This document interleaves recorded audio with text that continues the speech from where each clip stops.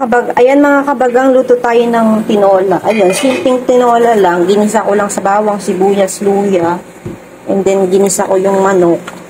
And then, eto, ginisa ko rin yung sayote. Eto ngayon, nilagyan ko na ng tubig. Pakukuluan lang natin yan. And then, itatalbog na natin yung sili at saka yung malunggay. Kumukulo na, palambutin lang natin konti yung sayote. At ating tikman kung ano na ilasa.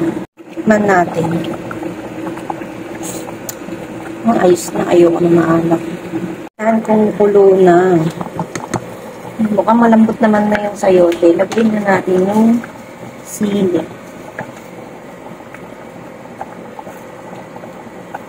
Talbog ko na yung sili.